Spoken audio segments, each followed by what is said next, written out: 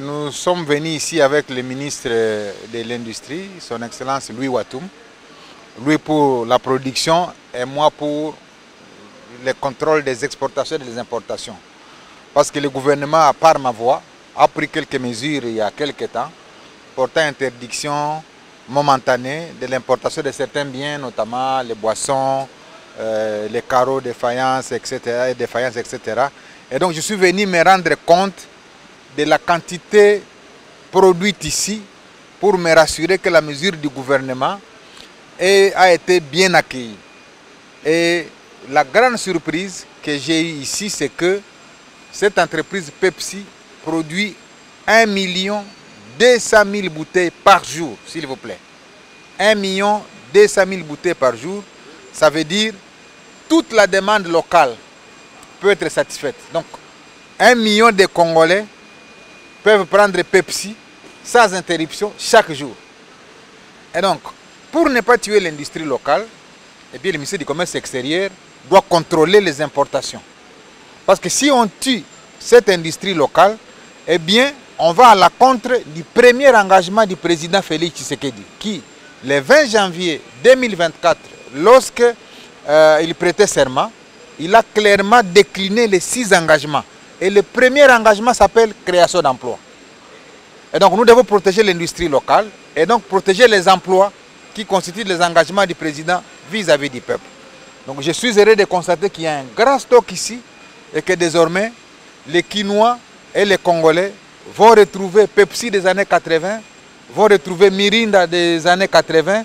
Et j'ai eu à voir dans l'histoire, c'est que la première bouteille produite de Mirinda à Kinshasa date de 1997. Ça fait 27 ans. Et 27 ans après, le président Fachi ressuscite Pepsi à Kinshasa. Je crois que le peuple congolais le retiendra. Cette entreprise a été initiée il y a seulement 3 ans. J'ai à mes côtés M. Hervé Claude, qui s'est rendu dans plusieurs pays, qui a été dans les négociations pour que finalement cette entreprise puisse avoir lieu, parce qu'il était l'envoyé spécial du président Félix Tshisekedi pour ces négociations qui avaient été menées en son temps. Mais ici, j'arrive comme ministre du Commerce pour me rassurer que la quantité produite ici va nous permettre de satisfaire la demande locale, mais également comment nous pouvons faire des exportations dans des zones où on a besoin de Pepsi. Déjà, Congo-Brazzaville fait la demande, le Cameroun fait la demande, le Gabon fait la demande et toute la partie ouest africaine fait la demande parce qu'il n'y a aucune usine Pepsi qui est basée là-bas. Et donc, si la demande devient forte, nous allons produire peut-être par an autour d'1 milliard de bouteilles et on va être obligé d'augmenter le nombre de travailleurs ici, ce qui est avantageux pour le peuple congolais. Déjà, il y a plus de 300 qui sont localement ici. On va augmenter au fur et à mesure. On va faire promener dans la ville de Kinshasa, par exemple, les petits pousse-pousseurs.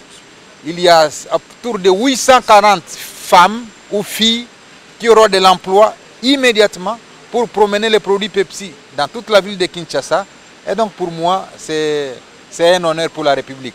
La prochaine étape, ce sera Lubumbashi, où sera installée la 2e usine Pepsi pour les mêmes faits, pour les mêmes types d'emplois et pour rencontrer les besoins de notre population. Donc, je suis réconforté dans les mesures qui ont été prises, celles portant interdiction de quelques types de boissons gazeuses pour permettre que la production locale ne puisse pas souffrir de concurrence ou de dumping, comme on dit en langage technique.